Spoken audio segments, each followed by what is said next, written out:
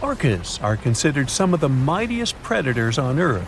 One look at their elegant black and white appearance, and you'll immediately recognize them.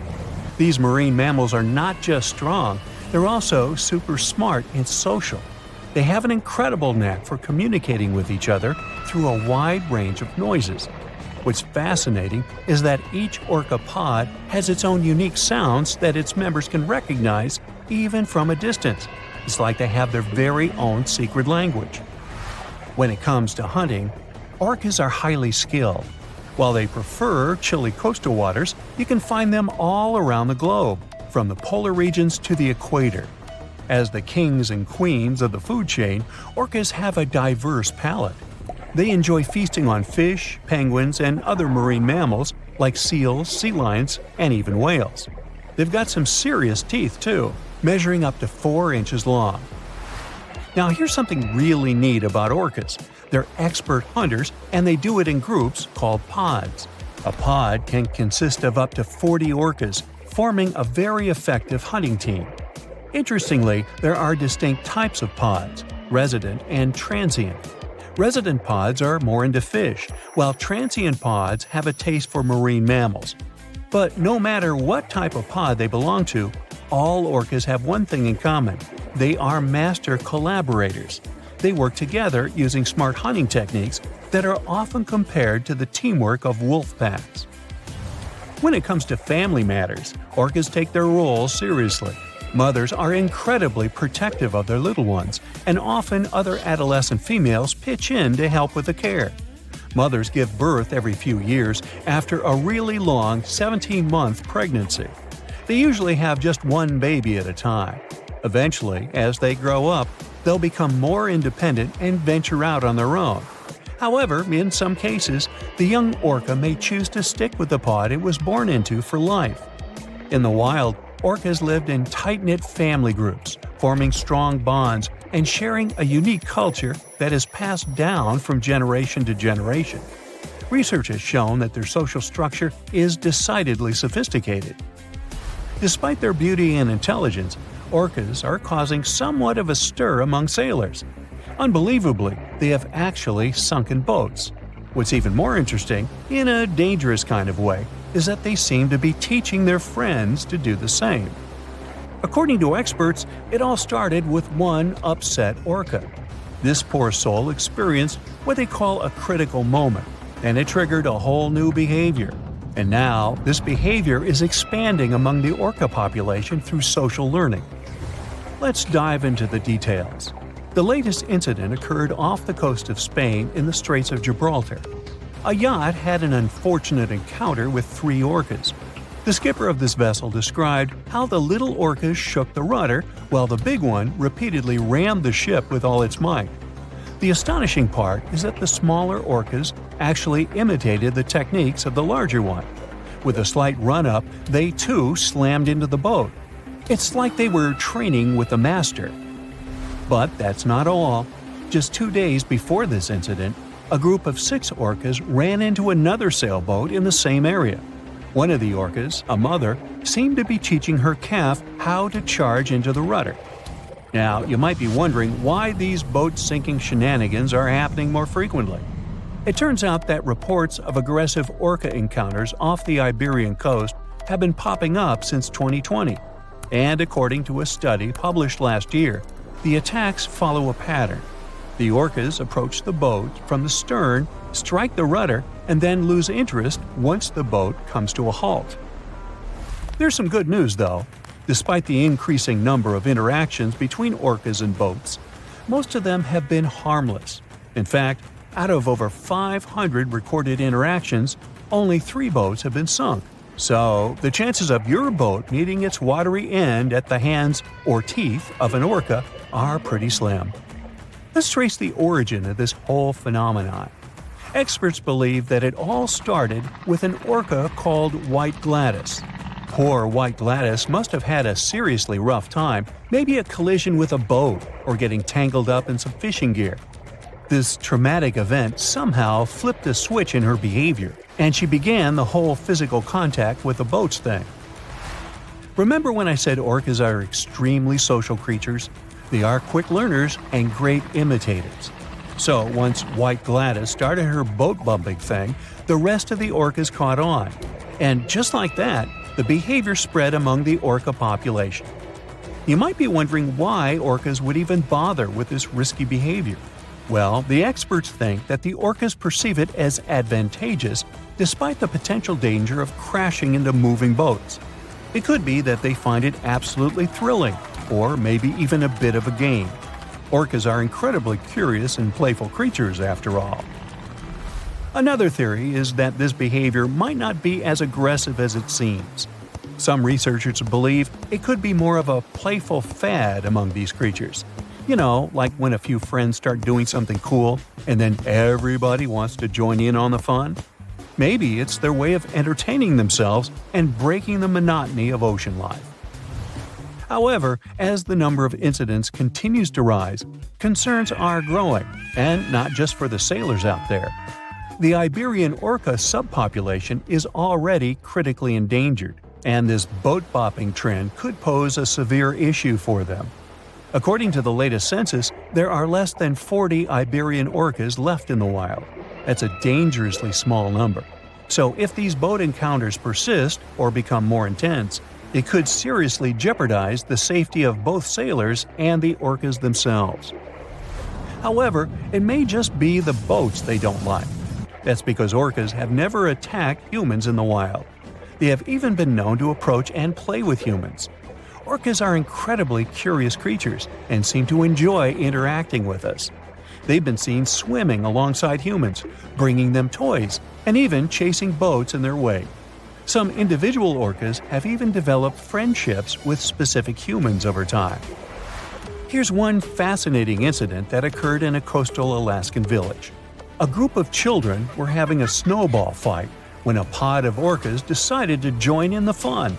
They broke off a piece of drift ice and began tossing it around in the air, much to the delight and amusement of the children. Now, you might wonder if orcas have ever saved humans from dangerous situations. While there are very few recorded cases of orcas rescuing unfamiliar humans, there have been instances where they have come to the aid of humans they know. It's worth mentioning a remarkable occurrence that took place in Eden, Australia. A group of whalers found themselves in grave danger after their boat capsized, leaving them at the mercy of shark-infested waters. Incredibly, a pod of orcas, led by a male known as Old Tom, shielded the whalers from the sharks and kept them afloat until they were rescued. This demonstrates the protective nature of orcas even towards humans. There are several theories as to why orcas do not attack humans. One possibility is that they recognize that we are not their natural prey. These creatures prefer to feast on particularly nutritious and fatty foods, like sea lions or salmon, whereas humans simply don't provide the same nutritional value. But is this the only reason? Other apex predators, like sharks, may occasionally mistake humans for seals and attack them. However, in the rare cases where orcas have mistaken humans for prey during a hunt, they immediately stop the chase once they realize their mistake without causing any harm. Experts believe this is due to the high intelligence and empathy of orcas. The movie Jaws came out in 1975, and since then, people have been terrified of sharks. Some people fear seeing a great white's head come out of their showers, not to mention the fear of running into one at your local pool. Of course, none of this is actually possible, but some other scary shark stuff is. Like, yes, sharks can attack boats.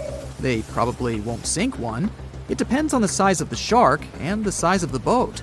Today, we're diving deep into the facts and myths about the sea's biggest predator. It was the year 1953. On a typical July morning, two fishers set out on their daily lobster harvest.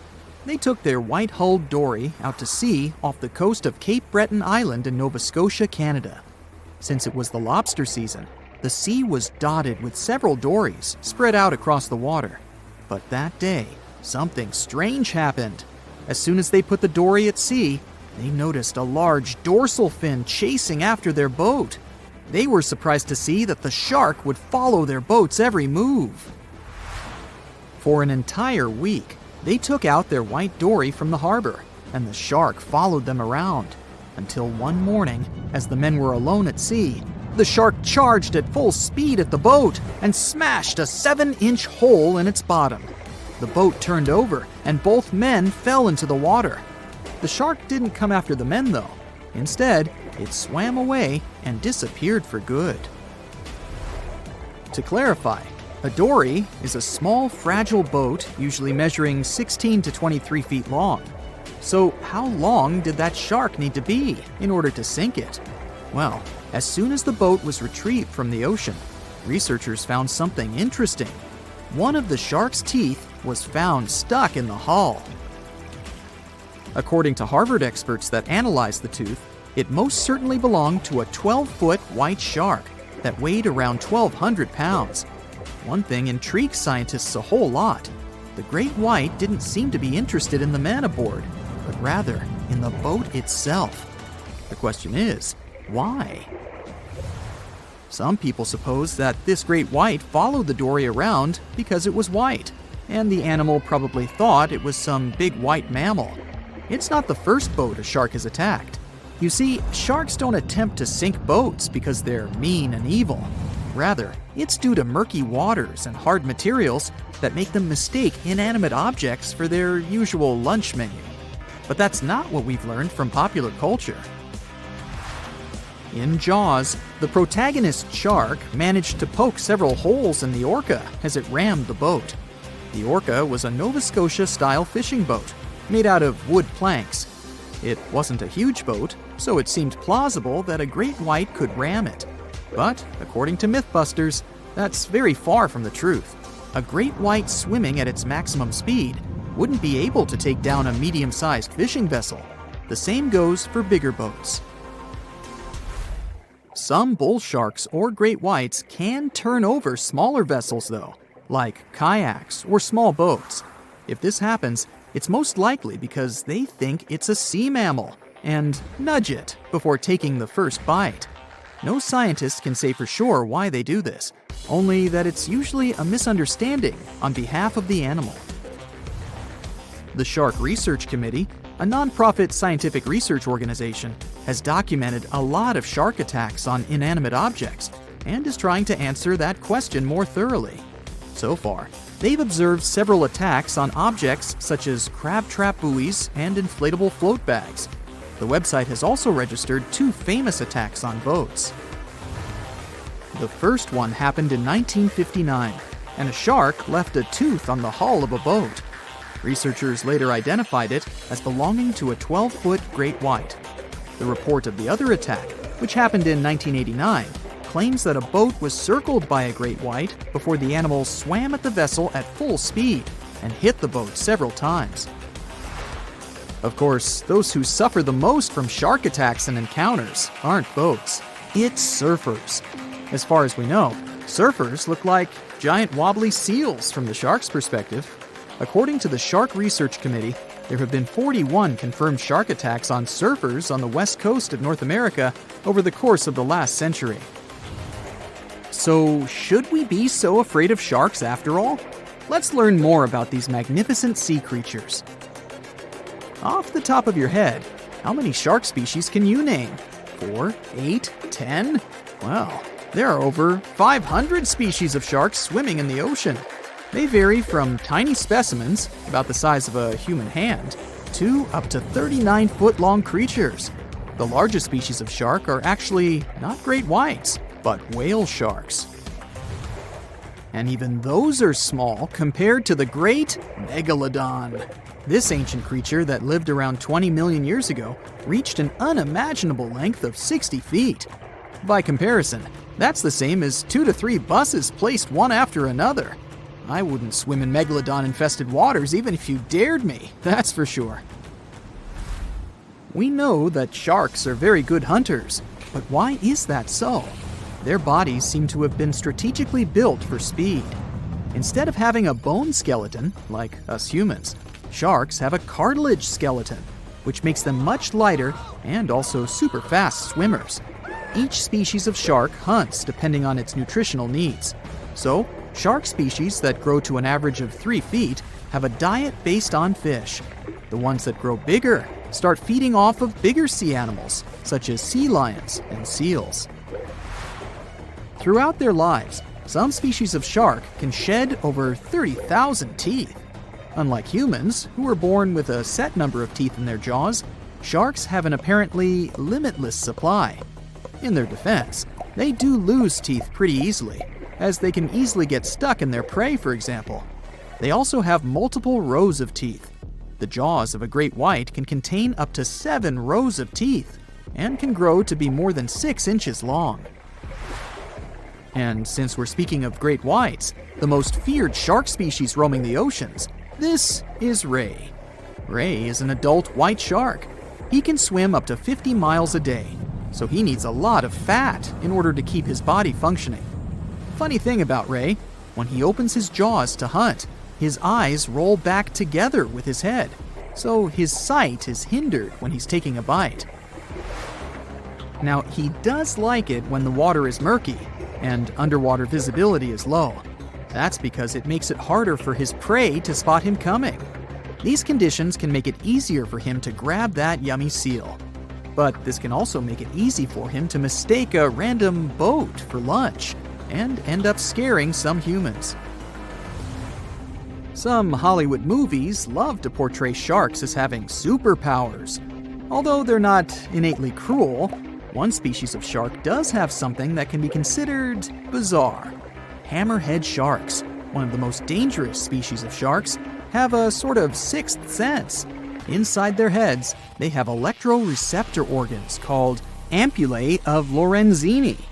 These organs allow sharks to detect the electromagnetic fields of all living things in the ocean. This ups their hunting abilities to another level. They can even find prey hidden in the sand because they sense its electromagnetic field. You should know one thing. If a shark lives in a balanced ecosystem, it won't feel the need to attack unknown things. These animals are curious, though, so maybe we should cut them some slack when they bite a piece off a random boat. Wow, look at this cute little cookie cutter. At first glance, it looks like an oversized anchovy, but in reality, it's an undersized shark. This shark never grows bigger than 18 to 20 inches, but it doesn't make it less dangerous than its peers. They got their sweet cookie name because they have a unique feeding strategy. They bite off small chunks from much larger animals and get away with it. These little guys live deep down in the water column, making them quite mysterious and hard to study. We don't know exactly where they hang out, but they've been spotted all over the world, especially in tropical and temperate areas. The cookie cutter shark is a total parasite. It feeds off larger animals while keeping them alive. It uses its sharp upper teeth to latch onto the skin of bigger sharks, fish, or even marine mammals. Then, with its strong lower teeth, it scoops out a mouth-sized chunk of flesh or blubber. Ow! So watch out, because even big predators like bluefin tuna, great white sharks, and spinner dolphins can end up with scars from these little sharks. Now, there's one crazy story about a cookie cutter shark biting a person. Picture this: a long-distance athlete swimming between islands in Hawaii at night, surrounded by boats with bright lights attracting prey. Yep, that swimmer got a nasty bite on the calf, leaving a gnarly scar, but luckily no permanent damage. Lesson learned: don't mess with cookie cutter sharks during their feeding frenzy. To hunt like this, they have a well-equipped mouth. The mouth itself is like a short line that goes across, surrounded by these big fleshy lips that can suck stuff up. It's got a bunch of tooth rows in its jaws, like 30 to 37 in the top and 25 to 31 in the bottom, and they increase as it gets bigger. The upper teeth are small and narrow, standing up straight with a single smooth, pointy bit. The lower teeth, on the other hand, are way bigger and wider, almost like knives, and they interlock to make a saw-like cutting edge. Just like any other shark, cookie cutters lose their teeth throughout their lives. But here's where they're different: they swallow their lost teeth. Some scientists think they do this because they live in nutrient-poor deep waters and want to recycle important tooth-building materials, like calcium. That's a brand new approach to diet supplements, huh? Since they feed closer to the surface at night and deeper during the day, they're almost always in the dark. So, this sneaky little shark has these special light-producing organs called photophores that are strategically placed on its belly. These photophores help it blend in with the light coming from above, kind of like camouflage. It's a classic move in the bioluminescent world. The cookie-cutter shark also has this cool, non-glowing collar around its throat. Some scientists think this collar acts like a fancy lure, making it look like a tasty little fish from below. Imagine how irresistible that would be to a whole gang of hungry sharks. It's like a dinner invitation they can't refuse. 450 million years ago, no, I wasn't around then, the sea level was higher, coral reefs started to form, the climate on our planet was stable and warm, not even dinosaurs were around yet. The time when bony and jawed fish we know as sharks appeared. They've been dominating the oceans and making other marine creatures flee in fear ever since. Many of them, like great white sharks, have evolved and adjusted to life in the open ocean as hunters with a pretty high position in the food chain. They're less diverse today than before. One of the reasons is the asteroid strike from the age of dinosaurs. After it reduced the number of shark species, only smaller and deep-water kinds that ate primarily fish survived. They started getting bigger over time. Near the surface, sharks such as makos or great white ones develop faster movements and are somewhat between gray and blue to blend in with their surroundings. The epaulet shark can even walk on the land. It can't take a walk on the beach because it can't breathe outside of the water, but it lives on coral flats in shallow tropical waters, so it can walk in kind of a crawling motion. But deep down below, there are mysterious, alien-looking, often huge shark species that didn't come to the surface, which is why they didn't need to adjust to the new environment and different conditions. They haven't changed a lot through time, so they're some living fossils. These creatures mostly don't have 5 gill slits, the most common number, but 6 or 7. It's because there's less oxygen the deeper you go in the ocean, so they need more gill slits. Sharks on the surface evolved to have fewer gill slits. 6-gill sharks are the most primitive sharks we have today. Their skeletons are like those of ancient extinct sharks, and they can survive only in very deep waters. Like cats, sharks have a layer of reflective cells placed inside their eyes, which helps them see better in the dark, deep sea or cloudy waters. Sharks on the surface have big eyes because they evolved to hunt in the sunlight, so they tend to rely on their vision. Those that live in shallow waters have small eyes, so they can protect themselves from the sand. Like some other deep-sea creatures, 6-gill sharks also have bigger eyes to take in as much light as possible. They have more light-sensing rods, but don't distinguish colors that well. In the ocean's twilight zone, with the minimum of sunlight, there's a couple of bioluminescent shark species. They don't take in light within their eyes, but produce or re-emit it with their bodies. Their skin or organs have specialized cells that produce a soft blue-green light. Deep-sea creatures that produce their own light do that to attract their prey, deter animals from going after them, or, scientists think, communicate with each other. It can even help them to camouflage. They do it by hiding their silhouettes from animals going after them. They produce enough light to match their surroundings. The biggest luminous underwater creature is the kite-fin shark, found swimming 980 feet below sea level, preying on groundfish or smaller sharks. It can grow almost 6 feet long and lives 3,200 feet below sea level. Deep-sea sharks are also bigger than those on the surface. The Greenland shark can grow up to 24 feet long, bigger than a great white. There's a thing called deep-sea gigantism. Creatures in nutrient-poor depths of the ocean grow bigger because, that way, they lose less energy as heat. The Greenland shark lives its life in slow motion. It has a slow metabolism and can go very long periods without food. With their slow pace, they evolved to live up to 500 years at depths of 7,200 feet. Sharks in shallow waters catch their prey relying on agility and speed, but for them, it's easier because there's plenty of food on the surface. Deep-sea sharks, with less food and slower life rhythm, had to develop a different style. They're more opportunistic, definitely not picky, and don't care if their future meal is alive or not. Frilled shark, another living fossil from the darkest depths, hasn't evolved much through time, and they're one of the last of their kind, with all of their relatives already gone extinct. It grows up to 7 feet long, primarily hunts on squid, and catches other sharks and fish. It looks like a dinosaur, a snake-like face, a long, smooth, thin body that moves in a serpentine way. It can propel itself with the power of its tail and curl like snakes. They don't swim in a straight line like other sharks. Cookie cutter shark grows up to 20 inches. It got the name because of the way it feeds, biting off small pieces. It's a parasite creature, which means it feeds off bigger animals but leaves them alive. They have sharp teeth and sometimes even swallow those that fall off on purpose. Some researchers think it could be because they live in the depths that are nutrient poor. If they swallow the teeth, they could recycle calcium and other material from it. Prickly shark is a rare and unusual creature with many thorn-like denticles and 2 small dorsal fins. It lives mostly in the depths of the Pacific region up to 1,900 feet. Ghost sharks are not even real sharks, but fish closely related to them and rays. They have big pectoral and pelvic fins, 2 dorsal fins, pretty big eyes, and unlike their cousins, have a single external gill opening. Ghost sharks have slender tails and can grow up to 80 inches, silver to blackish color.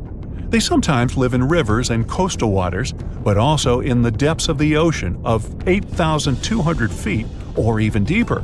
They are pretty weak swimmers, so they tend to feed on invertebrates and small fish. Goblin sharks. Swimming through the deep sea, this creepy shark with a flabby body suddenly sees a small, innocent squid. It goes toward it, but the potential snack notices it and quickly starts moving to dart away. It seems like the plan could work at first, but then the shark suddenly thrusts the jaw of its mouth and catches the poor little squid in a second. After the meal is finished, the animal simply fits the jaw back into the mouth and goes away as if nothing happened. This is possible because it has a jaw connected to 3-inch-long flaps of skin, which is why it can unfold from the snout. It can grow up to 12 feet long with a weight of 460 pounds. Scientists think goblin sharks are mostly active in the morning and evening. The shark has a long, prominent snout and specific sensing organs on it. It uses them to sense electrical fields in the dark oceanic depths. Seven-gill shark is a big cow shark, brown to silver-gray on top, white underneath, black and white spots, with a thick body, a small dorsal fin, and a wide, blunt snout. It can grow up to 10 feet long, mostly lives in the depth of 1,870 feet, but you can also find it in deep channels and bays. It can be aggressive toward humans if provoked, so don't. Like most deep-sea creatures, it's an opportunistic hunter that's not quite picky but likes to go after dolphins, seals, porpoises, and other marine animals.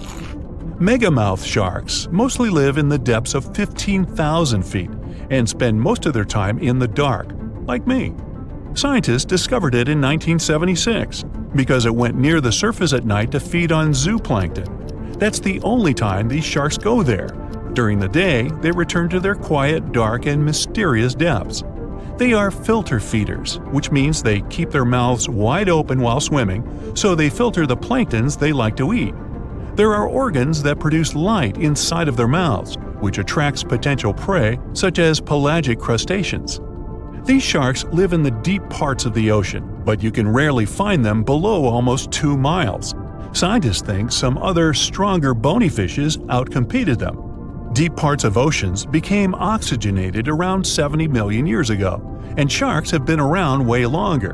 But bony fishes adjusted and adapted efficient ways to use oxygen, while sharks were slow with adaptations, so they lost.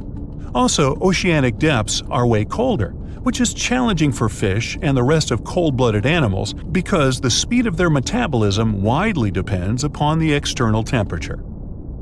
The Megalodon shark roamed the oceans, scaring and chewing everything to pieces long after the dinosaurs were wiped out by the great meteorite. We know that it was the largest and most dangerous hunter that ever lived, as well as the biggest shark. It was the king of all seas, swimming freely between most parts of the ocean. But then, about 2.5 million years ago, the last of its kind disappeared from Earth forever, leaving only huge teeth to be found by modern archaeologists. And it could be because of the great white sharks. The Megalodon is usually described as a sort of gigantic version of this marine animal. This is a common misconception people make because these creatures were thought to be related. In fact, the Meg looked more like a modern bull shark. It had a short snout, a flat lower jaw, and long and massive pectoral fins that supported its weight. And what's more important, the ancestors of today's great whites existed at the same time as the Megalodon. But with great size comes great clumsiness. Although the Meg was huge and powerful, it was also not as nimble as the smaller and quicker great white sharks. Researchers believe that great whites actually rivaled with the Megalodon for food and were often more successful hunters thanks to their agility. They couldn't fight the Meg openly, but were fast enough to steal its food. So, the only food left for the Megalodon were whales and equally big marine animals. Adult Megs could easily catch such beasts, but their offspring were much smaller and more vulnerable than their parents. Scientists believe other sharks could have used this to their advantage. While the Megalodon was still little, it often became a meal for great whites, bull, and tiger sharks. Even then, a great white shark could be almost 20 feet long, while a Megalodon pup was typically twice as small. A pretty easy meal for a great white. But even if there had been no open confrontation between young Megalodons and smaller adult sharks, Meg pups wouldn't have been able to find food for themselves to grow to adulthood. The population of other sharks was growing, and they were rivaling with each other and the Megs for food. The more great whites and other sharks there were, the less food remained for the young monster sharks. Eventually, they would have simply starved. As if this wasn't enough for the Megalodon to cease to exist, their favorite big munch, the whales, began to adapt to changing conditions on Earth. The Meg was a warmth-loving shark, and it was abundant in tropical and subtropical waters. When they first evolved, about 20 million years ago, the climate on the planet was much milder. Both land and seas were generally warmer, and so the Meg could swim and eat wherever it pleased. As years went by, the climate went on changing though. It became extremely cold closer to the poles, and lots of marine animals and fish had to adapt to this temperature shift. But the Megalodon didn't cope as well. It still loved warm waters, so it stayed where it felt comfortable, even if that area was shrinking. What it didn't realize was that whales were among those who became okay with the cold. The big marine mammals went further north, and Meg was left without a supper. Some sharks have an eerie ability to spit out their stomach and then pull it back into place. Well, that would be handy. Most sharks eat huge amounts of food, but the problem is they can't digest everything they've gulped down. So they need a way to get rid of such stuff as sea turtle shells and beaks, bird feathers and bones, lobster claws and whatnot. And then these amazing creatures willingly barf up their whole stomach, along with all the contents. After the shark is done, it pulls its main digestive organ back in, and the entire process usually takes no more than a second. Some shark species, like great whites or mako, have a special eye-warming system. Their retina heats up their eyes and brain. This not only helps them detect movement better, but also improves resolution. As for the mako shark, this species often travels vertically across different temperatures. Unlike most people with only one movable jaw, sharks can freely move both their lower and upper jaws. This allows them to get a better grip on their meal and chew it up faster and more thoroughly. That's comforting. Sharks give birth to a large number of little ones at once. It depends on the species, of course, but let's say the blue shark is famous for producing more than 130 pups at a time. Great white sharks have a more powerful bite than most jungle cats. A 20-foot-long underwater hunter can produce a force of more than 4,000 pounds per square inch. And that's a bite 4 times stronger than that of a lion or tiger. People, with their measly 150 to 200 psi bites, aren't in the running whatsoever. Swell sharks defend themselves by swallowing huge amounts of water. Then the shark's body becomes twice its normal size, and this scares potential danger away. Sharks can grow more than 50,000 teeth during their lifetime, but not all of their teeth are the same. The strongest and most massive ones are at the front, and those closer to the back are smaller and not so powerful. But if the front teeth are damaged, these weaker ones can replace them. It's possible because sharks' teeth aren't as deeply rooted as humans and can move. Shark skin has the same feel as sandpaper. It's made of teeny, teeth-like scales. They point towards the animal's tail. This helps to reduce the friction that occurs when sharks move through the water. Whale sharks have extremely thick skin. In some places on their body, it can be 6 inches thick. It's one of the toughest in the animal world. Scientists have to make loads of effort if they want to get this creature's blood sample. Sharks have an incredible sense of smell, but besides that, they use one more sense to detect other animals. There are special pores around their head, near the nostrils, and under the snout. Those are special organs, something like second sight.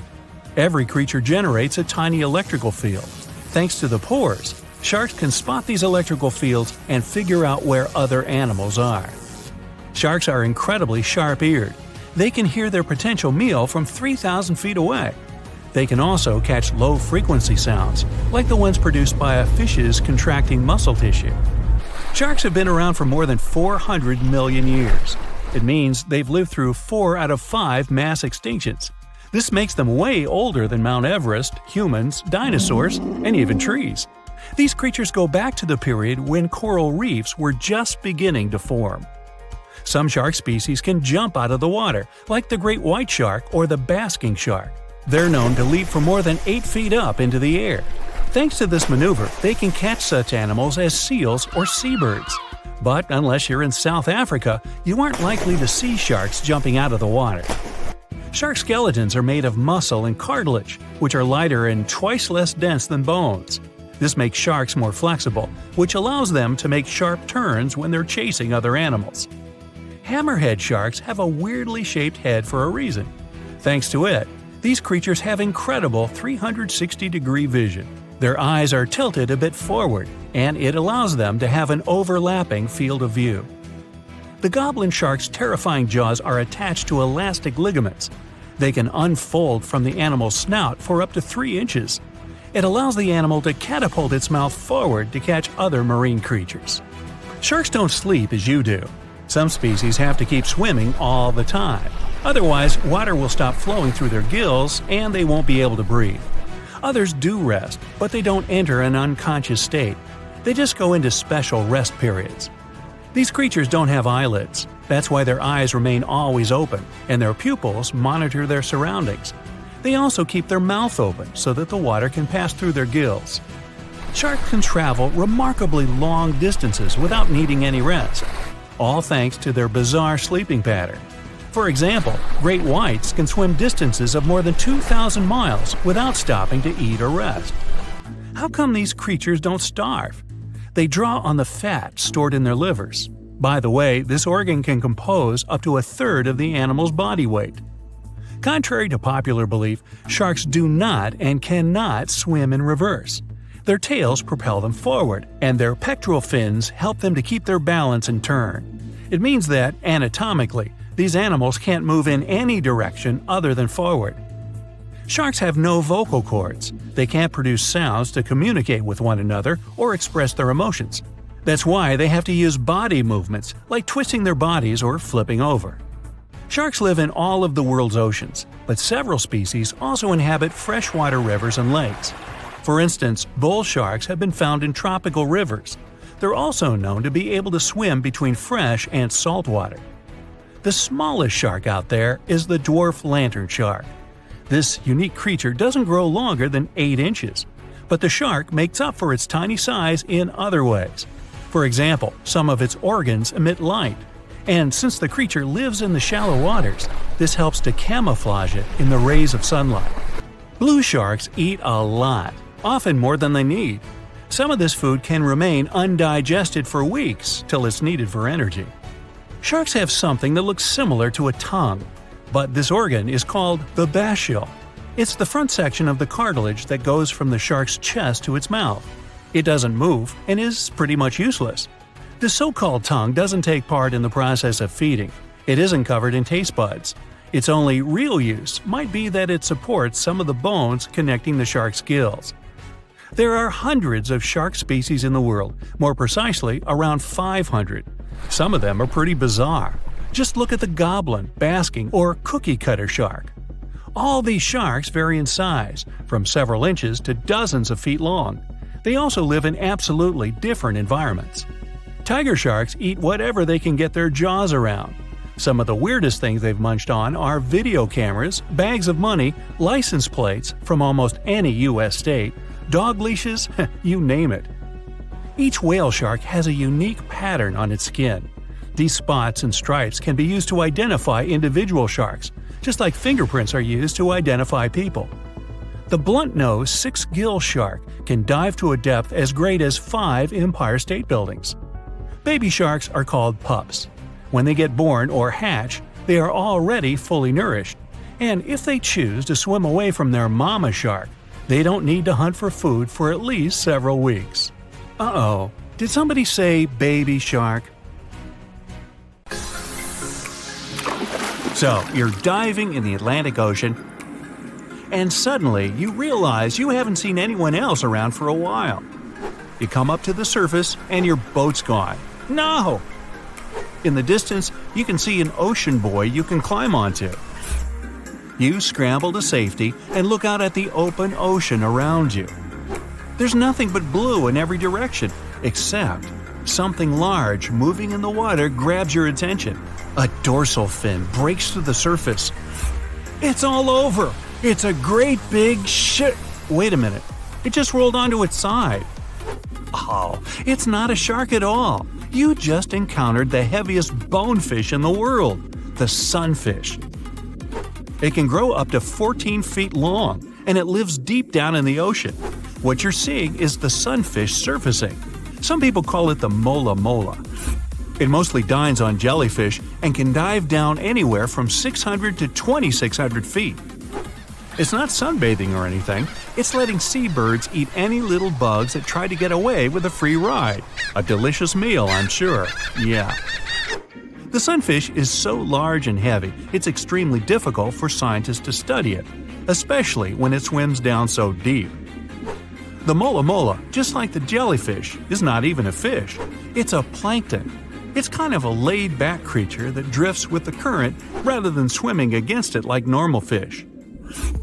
The sheep's head fish lives around the Gulf of Mexico and off the West Atlantic. It lives quite far down from the surface, and I hope it stays down there. Its teeth help snag its favorite food, shellfish.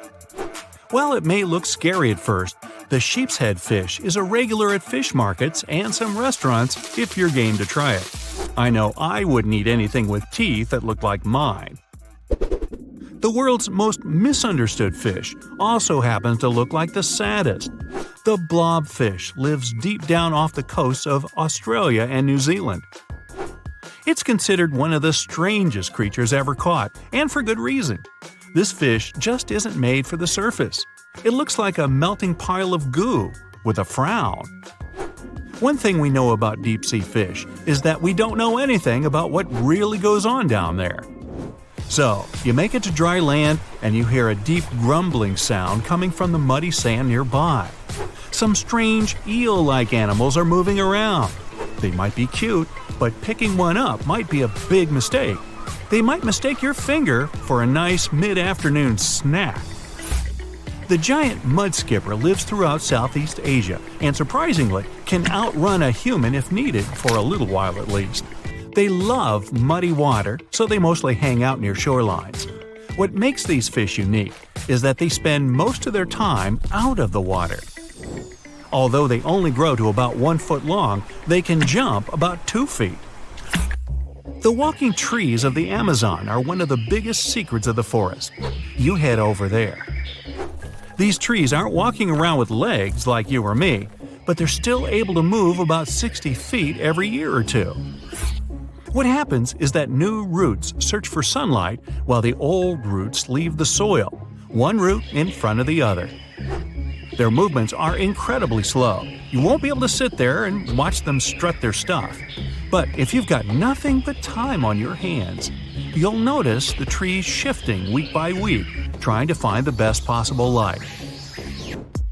You're walking in the West African jungle, whistling away. You pick up a small stick to get rid of some spider webs in your path. It's all good until you realize that stick is tickling your hand and bending. Lucky for you, you just picked up a giant African millipede. They grow to about a foot long, so they kind of look like a small snake. That tickling you feel is their 250 legs wiggling around. These millipedes are part of the same family as crabs and spiders, but they only really eat plants and fallen leaves. You pop over to Nevada for a nice walk. Hey, why not? It's way too hot, so you decide to jump into that nice pool of water you just found. The only problem? This place is way off limits, and swimming definitely isn't allowed. Why? Because of what could be the rarest fish in the world, the pupfish. They only grow about an inch long, and they only live here. They're precious and protected fish, so read the signs and don't even think about going swimming anywhere near them. The pupfish's backyard pool has another claim to fame. It's an earthquake indicator. When there's an earthquake, say in Indonesia, Japan, or China, waves start popping up right there in Nevada. You wouldn't be wrong for wanting to get your eyes checked if you saw this little guy sniffing around. The star-nosed mole is one of the weirdest creatures anywhere. Each one of the feelers on its nose help the almost blind mole find its food. Its nose is so sensitive, it can feel 5 times more than a human hand. That's not all. Star-nosed moles are also the world's fastest eaters. Wow, faster than me. They can even smell around for food underwater.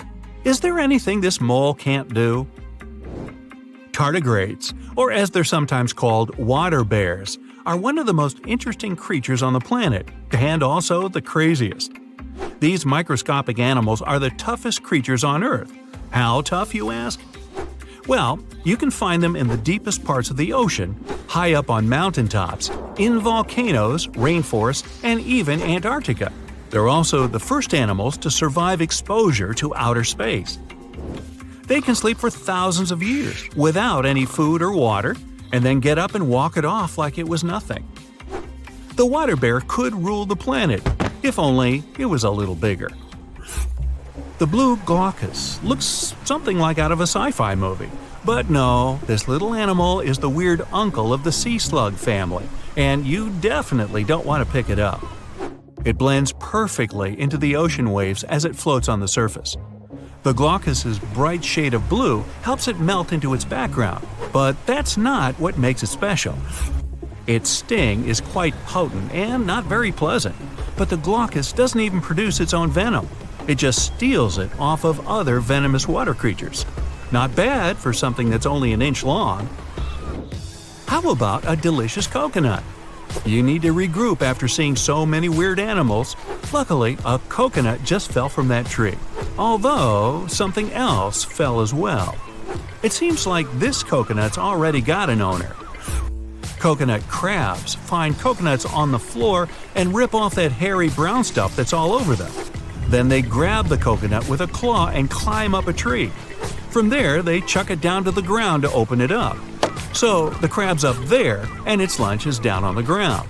No problem. Coconut crabs love to jump from trees and can land unharmed from a 15-foot fall. This is one crab you wouldn't want to try to catch with your hands. The coconut crab's claw is the strongest of all crustaceans. If it can bust through a coconut, yeah. By now, you've seen your share of crazy, but no one is prepared for the hagfish. This fish looks like an eel, but with one extra superpower: slime. Less than a teaspoon of slime, when combined with water, can multiply up to 10,000 times. Once the hagfish oozes out its slime, nothing can get close. And what if some of the slime gets in its own nose? It learned to sneeze it out. They're also boneless and made entirely out of cartilage. Last one for today, introducing the purple frog. Not a very exciting name, I know. The purple frog is a strange-looking frog species. It looks like it just ate way too much, and it's got a nose like no other. What makes this creature even stranger is that it lives underground, and I don't mean just for a short while. The purple frog only comes out of its hole for 2 weeks a year. It mainly eats termites it finds underground, so why would it bother coming up to the surface at all? So you're swimming 2 miles down at the bottom of the ocean. Don't ask me how, just play along. It's cold and the pressure is intense. No fish in sight. Then you notice a green shiny thing. It's a cookie cutter shark.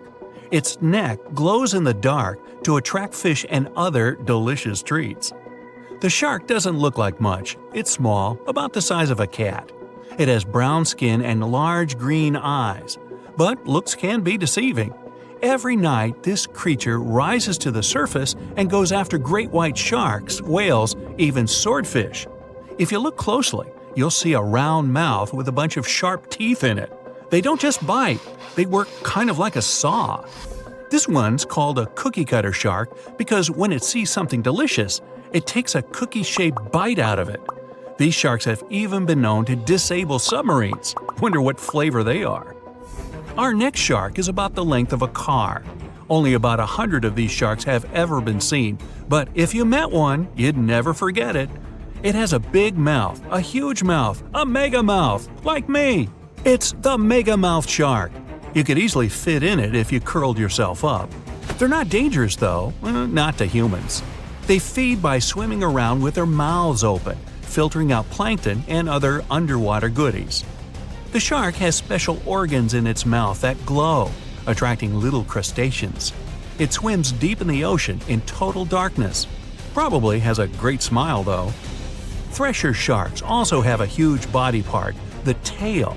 It's almost half the length of the shark itself, and it looks like a helicopter blade. It's one of the few animals that hunts using its tail.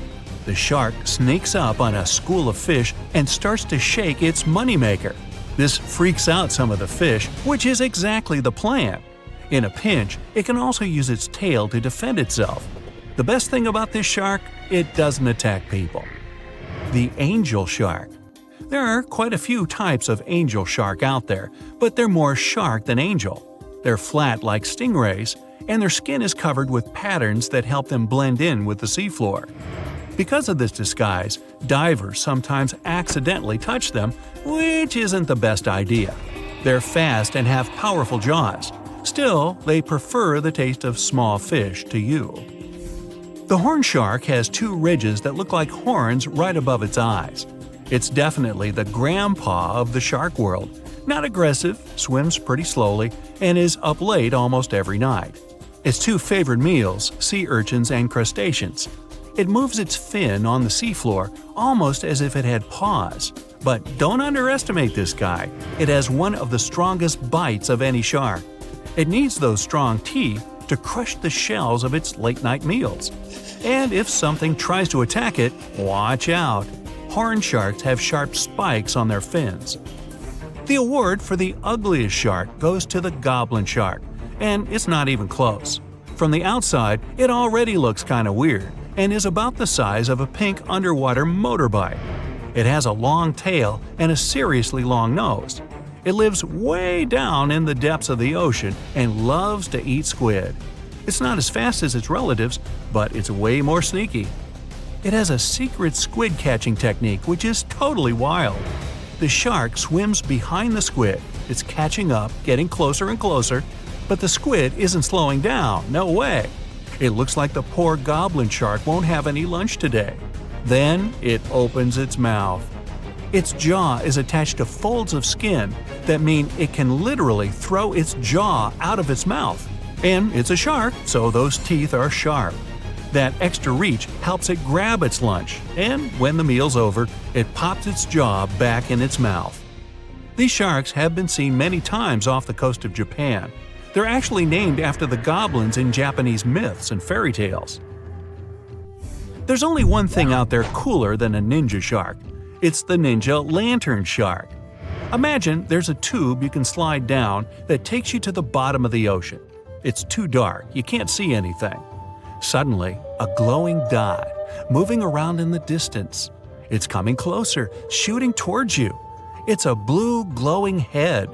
Worse, it looks like this head doesn't have a body attached to it. The ninja lantern shark has black skin, so it's almost invisible in the dark.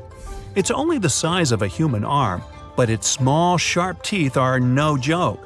No one really knows why this shark glows. Maybe to attract tasty fish? Another theory out there is that it uses this light to communicate with its friends. It has friends? The hammerhead shark. These ferocious sharks can weigh up to half a ton. They live in tropical waters all over the world, and they're one of the most recognizable sharks out there. Their eyes really are located on the sides of their hammerhead. This means they can see in almost all directions. They even have special neck muscles to lift their head up and down just to see that little bit better. Their favorite food? Stingrays. You know, those flat things that swim along the seafloor, camouflaged to look like sand and bits of rock. Stingrays get by blending in with their surroundings. Danger mostly just swims by. But the hammerhead's eyes see everything. Uh-oh. Great white sharks, hammerheads, and other large sharks live for about 25 years. But one shark can live much, much longer.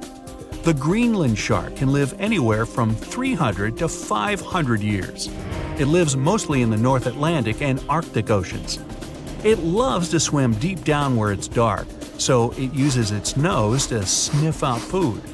Since it spends so much time down there, it's figured out how to withstand the strong pressure. It's one of the oldest living, largest, and slowest fish on Earth. Just imagine, you're on an Arctic cruise and you see one of these sharks moving slowly through the freezing cold water. It might be 400 years older than you. Most sharks are omnivorous. They can go after dolphins, other sharks, crabs, sea urchins, smaller or even larger fish, hot dogs. Kidding about the hot dogs. But the bonnethead shark is a bit different. It eats algae for about half its meals. It's actually related to the hammerhead shark, but its head looks more like a shovel. Can you dig it? If you see this guy swimming around, you might think it's a sea snake or a huge water worm. Frilled sharks like to swim way down at the bottom of the ocean, like a lot of sharks. When they're chasing something delicious, they move kind of like a snake. And just like a snake, they like to gulp down their lunch all in one piece. But that doesn't mean they don't have teeth. They have about 200 nice and sharp ones. The saw shark has a long, flat, and seriously spiky nose. Those teeth on its nose never stop growing. Each tooth is equipped with electric receptors to help the saw shark feel around for nearby fish, like a ship's radar. When dinner's nearby, the shark swims up and strikes with its nose, waving it around like a knight showing off his skills. Meanwhile, you won't have time to blink if this guy floats past. Did you see it? How about now? Meet the fastest shark in the world, the short-fin mako shark. It can swim up to 35 miles per hour. That doesn't seem that quick on land, but underwater, that's fast. Slower than a cheetah, but faster than most dogs. It's warm-blooded, which is super rare for a shark. That helps it swim to cold and distant places where an ordinary shark simply wouldn't survive. The swordfish goes much faster. It can swim up to 60 miles per hour. It's not a shark, but it's still an amazing creature. In a race, the swordfish will usually come out on top, but it's not just fast, it's ingeniously fast. It has a gland next to its nose that pumps out a special oil. This oil spreads through its nose and comes out through tiny holes. This special oil is waterproof, which lets the swordfish glide through the water at high speed. The hammerhead has an incredible 360-degree vision that's called binocular. This creature's eyes are tilted forward and their field of vision overlaps. The wobbegong means shaggy beard in an Australian Aboriginal language, and just one look at this underwater inhabitant can explain the name choice. The viper dogfish knows how to create its own light in the deep ocean pitch-dark waters. The animal has needle-like teeth and extendable jaws. This allows it to feed on prey half its size. Now, at first sight, all these creatures have nothing in common whatsoever, but in reality, all of them are sharks. There are more than 500 shark species in the world, and lots of them don't look as if they're related. The most fearsome predators in the ocean, sharks have been around for more than 400 million years.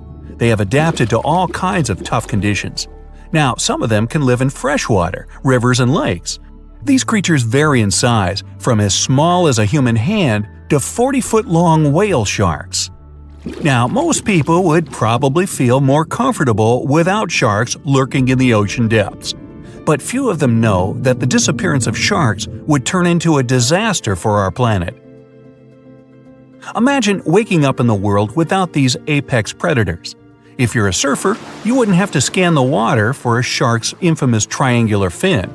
If you're a regular beachgoer, you wouldn't have to be on your toes all the time, ready to sprint toward the shore once you hear a lifeguard's whistle.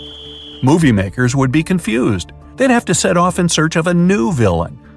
But the truth is, sharks aren't as bad as they're pictured. Not all of them are large torpedo-shaped creatures with sharp teeth. For example, the basking shark has small teeth, and it doesn't even use them for feeding. The horned shark's teeth are molar-like and help the animal to crush its hard-shelled prey.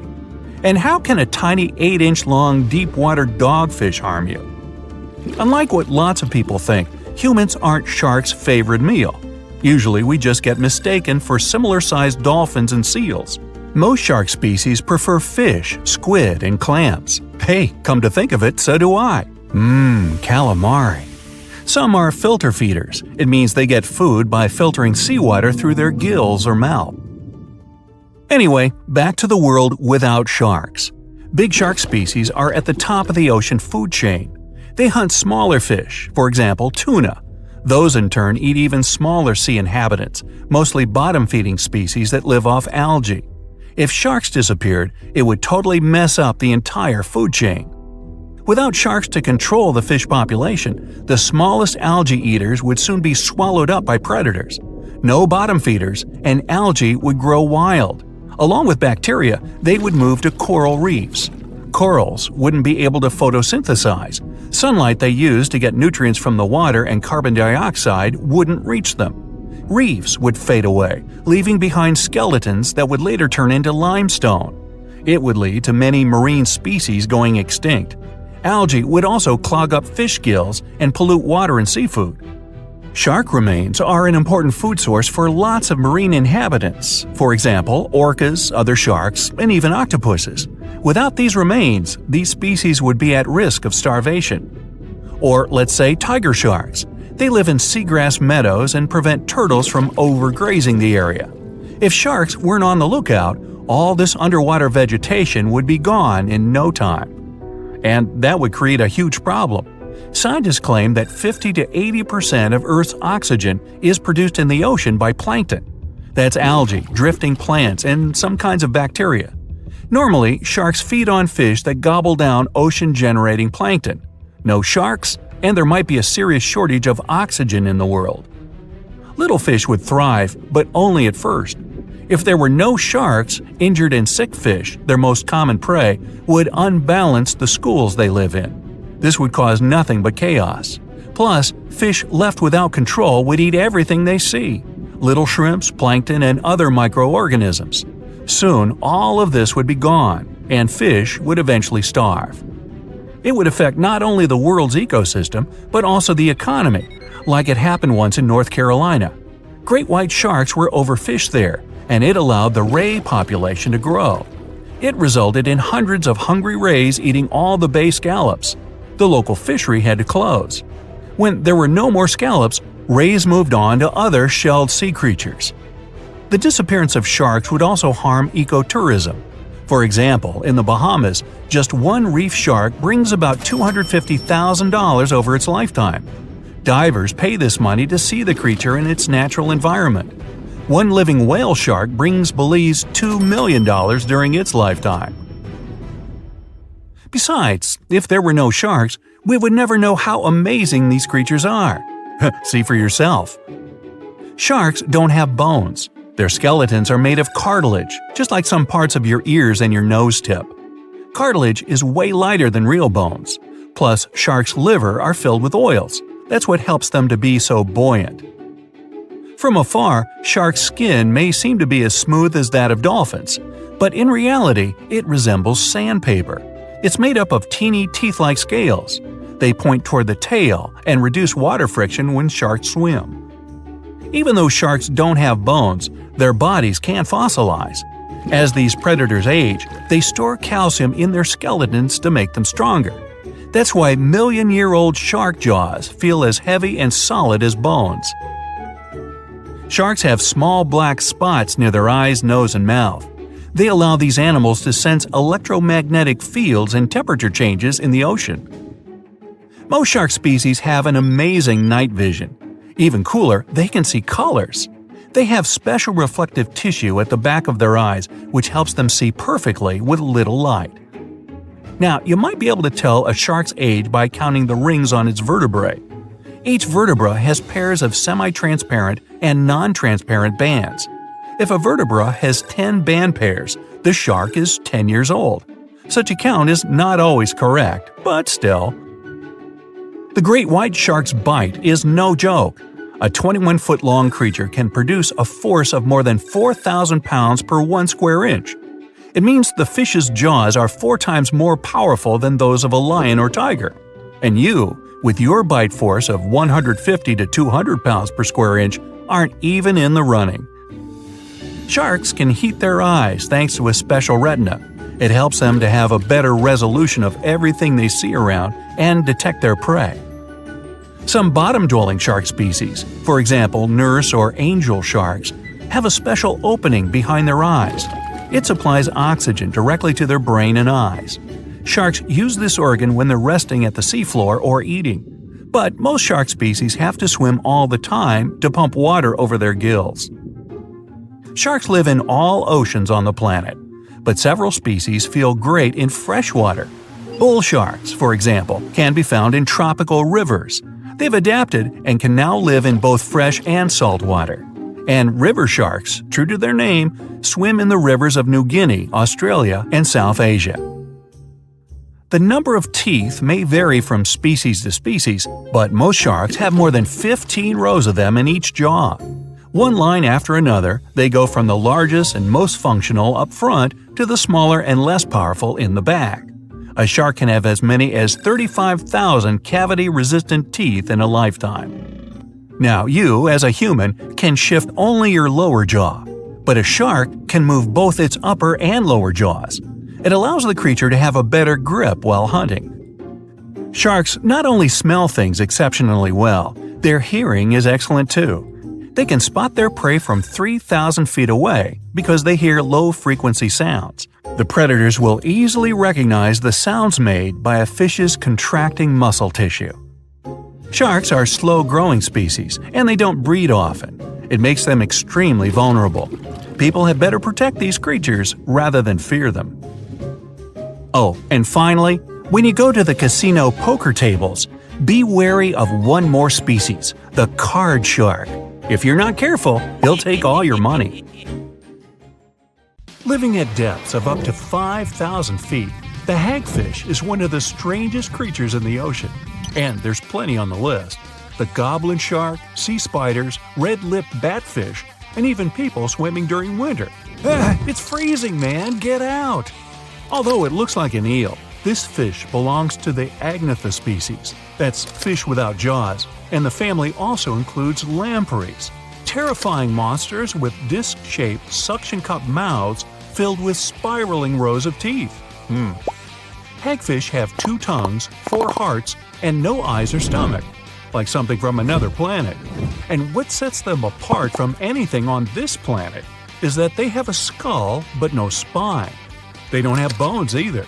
That unique spineless skull is made entirely out of cartilage, the same stuff in your ears and nose, that's right. Scaleless with skin that seems to fit over them like an oversized holiday sweater. It'd be a mistake to think this frail little creature would be an easy dinner. They've evolved to escape from other fish like Houdinis of the deep. And the trick is slime. Lots of it. When something tries to gobble them up or gets just too close for comfort, hagfish release a protein from the holes lining their sides. When this stuff meets the surrounding water, it balloons dramatically, as in 10,000 times. The more water touches it, the bigger this goo ball gets. A teaspoon of hagfish slime can turn into a bucketful in a second. It instantly clogs the gills of any fish trying to chomp down on our slimy friend, even sharks. But hagfish have gills too. So why doesn't the slime block their own? Easy peasy. This hagfish will simply tie itself into a knot and scrape the slime off its body. Doesn't mean their slime comes without inconveniences. Sometimes it gets in the hagfish's tiny nose. To get rid of it, they make themselves sneeze, sort of. Gesundheit.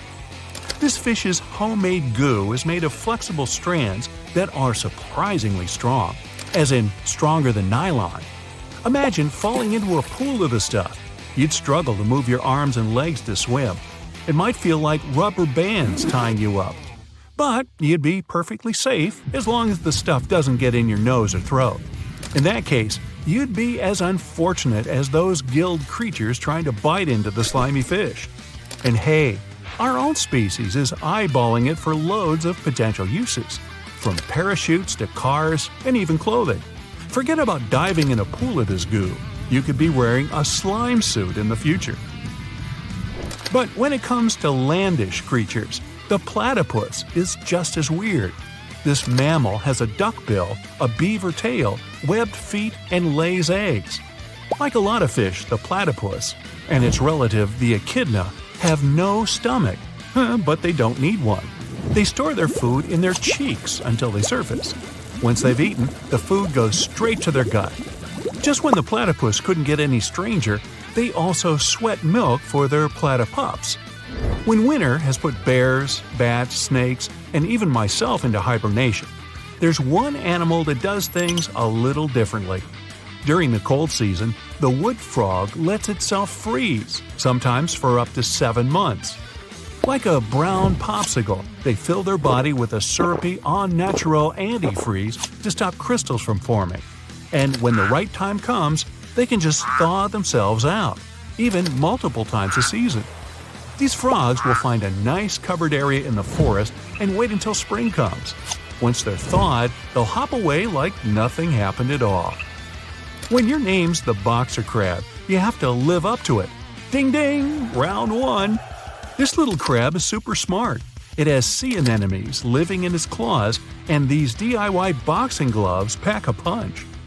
Carrying around these little tentacled sea creatures helps this tiny crab defend itself against fish and anything bigger than it. When feeling disturbed, the crab starts swinging and its gloves start stinging. The tentacles of sea anemones are covered in stinging cells that help the animal capture its lunch.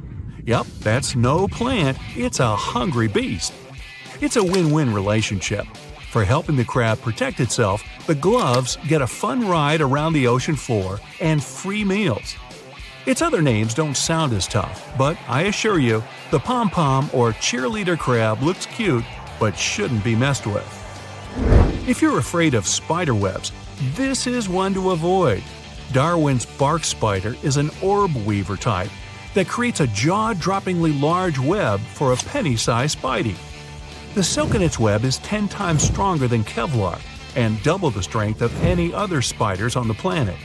And the webs themselves can be as big as a king-size bed. Not that you'd want to sleep in one. Their web bridges are even more impressive.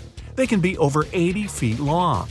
The spiders build them across rivers to catch bugs flying over the water, or you rafting down the rapids. Watch out! And here I thought I spent too much time on the web. Gone to the beach on a hot sunny day when you realize you're out of sunblock. Hey, just do what hippos do. When they sweat, they create their own sunscreen. Living in the water for most of its life, a hippo's skin must stay wet to keep hydrated. When they do have to venture out of the water, something strange happens. The red or pink color we sometimes see on hippos are little beads of fluid that absorb the sun's UV and protect the skin from burning. They're also highly acidic to help stop bacteria growing on the skin. Hippos might look big and clumsy, but they could easily outrun and outswim the best Olympic athletes out there. Must be why the ancient Greeks called them hippopotamus, the river horse. Now, when you're a plant, it's hard to defend yourself, but not for the acacia tree. It has built-in bodyguards, ants. When a few of the leaves are getting nibbled on, the vibrations alert the ant brigade to head out and stop the trespasser. Living in the hollow thorns of the branches, the acacia ants come out and shock the hungry animal with their wasp-like stinger. The tree is so grateful to the ants that it feeds them yummy nectar. Not only do the ants stop animals from grazing too much, they also help improve the tree's health by reducing the bacteria that would be on the leaves. Now, never heard of a sea squirt? I don't recommend getting too close unless you want water in your face. The sea squirt may look like an underwater plant, but it's an animal more closely related to us than a cockroach. These squishy little creatures are in an umbrella category with vertebrates, like you, me, and anyone or anything else with a fancy backbone. That big happy family is called the chordates. Starting as little tadpole-like larvae, sea squirts wiggle around in the ocean for a short time until they find a nice bit of water to call their own. Since they're unable to feed themselves, drastic measures must be taken, and I mean drastic. Like oysters, barnacles, and mussels, the sea squirt has a glue-like substance that cements it to the first place it lands. Once they've picked their forever home, they need to start eating. The first thing to go is their own tail. Then they absorb their gills and even their brain. No longer need the ability to navigate the ocean, it's become unnecessary. They're not heartless though. The sea squirt's ticker is very similar to a human's. It even looks a little like ours. Now, here's one you won't forget. Lobsters, crayfish, and crabs have teeth in their stomachs. After they gulp something down, the food in their stomach gets ground up by large teeth. This is called gastric milling, and it helps the crustaceans digest it easier. One species of crab had to take it a step further, of course. The ghost crab uses these teeth not only for eating, but also to growl. By grinding their tummy teeth when scared or struggling with another crab, they're warning to get away. Well, when you don't have vocal cords, stomach growling will have to do. They're also the fastest type of crab on the planet. They can move 100 body lengths per second. That'd be like you running 1.5 football fields in the blink of an eye. Whoa, look at that! Scientists and geologists are out there in the vast ocean, towing these trusty devices, also known as streamer cables. They drop these cables about 16 to 65 feet deep, with each stretching over 20,000 feet long. Now you can imagine that this whole setup creates quite a commotion underwater, attracting all sorts of curious creatures. And guess who shows up for the party? Sharks. Yep, these toothy pals are drawn to the magnetic fields of the streamer cables and sometimes mistake them for a chewy snack. Now, before you start thinking that sharks have a personal vendetta against these cables, let me tell you something. This is not a new problem. It's been going on since the 1980s. Even big players like Google have faced these underwater cable conundrums. They had to surround these internet cables with a fancy material to protect them from shark teeth. I mean, can you imagine a shark causing a delay in your internet browsing? That's one hungry predator with a serious grudge against technology. So, why exactly are sharks so keen on these cables? Well, no one knows for sure. Some scientists think it's because sharks have a thing for electromagnetic fields and get curious. Others believe they just have a thing for anything cable-shaped. It's not all sharks that cause such problems, but which of them are the troublemakers in this aquatic tale? Well, it depends on the depth of the cables. For example, when it comes to a particular depth, the bull sharks seem to be the mischief makers. These bad boys have solid gray physiques and short snouts. They're like the bullies of the underwater neighborhood, causing trouble wherever they go. Bull sharks are widely found in tropical and warm waters around the world, and they seem to have a knack for seeking out these streamer cables. Now I know what you're thinking. Did these scientists really catch a group of bull sharks and make them bite cables just for science? Nope, they're way too clever for that. Instead, they used a 3D scan of an authentic bull shark jaw to create a computer model. Talk about high tech. They simulated shark attacks on the cables, measuring the impact and compression forces. It turns out that a shark can really do a number on those cables. But here's the kicker. The strength of the cables depends on how fast the shark is swimming when it decides to take a chomp. So if you see a shark cruising by at top speed, you better watch out for those cables. But wait. We can't blame the poor sharks entirely for the fate of these underwater cables. A 2009 report points out that a lot of fish have a considerable history of nibbling on cables. It's like a buffet for these underwater creatures. Barracudas, sharks from shallow and deep waters, and even some other sneaky culprits have been identified as cable biters. They just can't resist sinking their teeth into the cable wrapping, which then lets the power conductor hang out with the seawater. It's a recipe for cable failure. Still curious about the fascinating world of cable installation? Did you know that more than over 90% of international data takes a watery journey?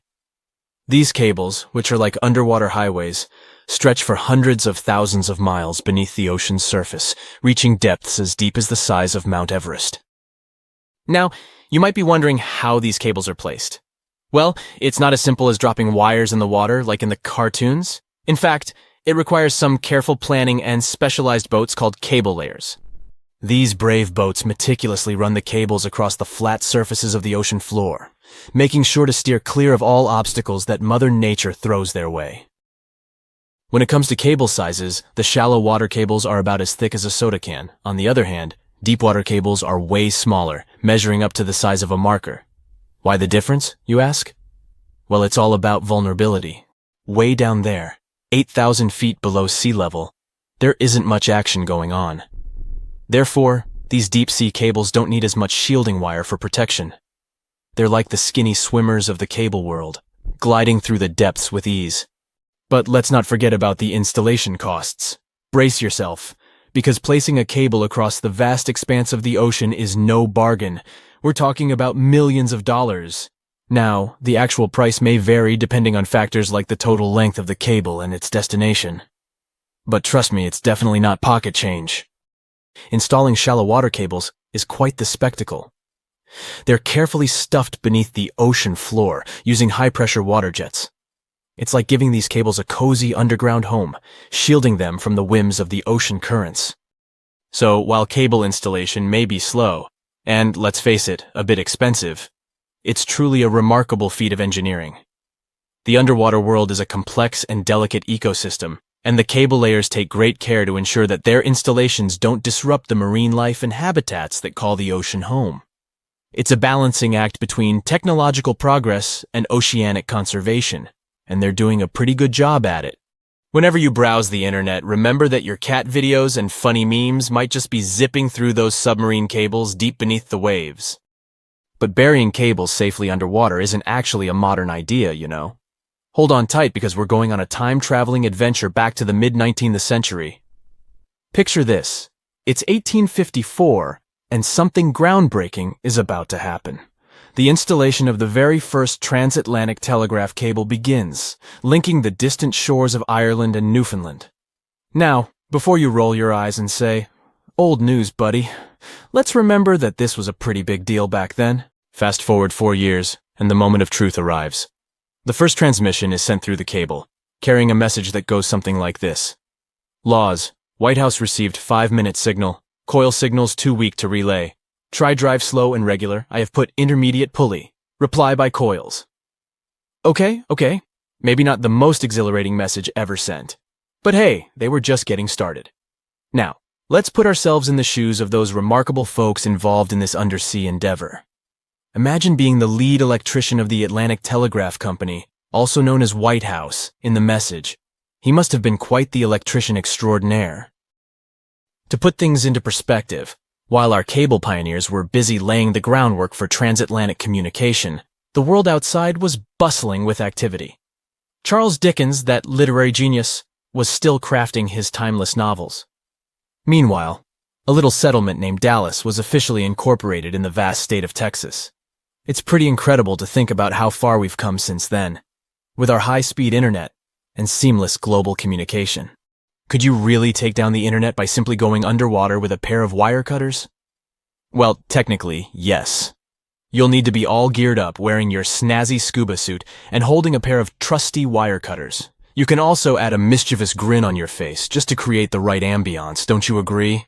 Now, let's get serious. Cutting through those super important submarine communications cables is no easy task.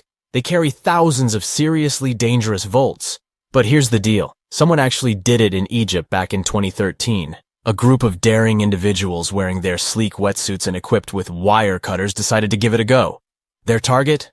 The Southeast Asia Middle East West, Europe E4 cable. A whopping 500-mile lifeline that connects 3 continents. As soon as those mischievous cable cutters did their thing, chaos ensued. Internet speeds in Egypt took a nosedive, plummeting by a staggering 60%. Can you imagine the frustration of trying to load a cute puppy video and having to wait for ages? But hey, let's keep things lighthearted here. The internet, like a phoenix, rose from the ashes once the cable was repaired. Speeds were restored, and everyone could once again binge-watch their favorite shows and indulge in endless rounds of online gaming.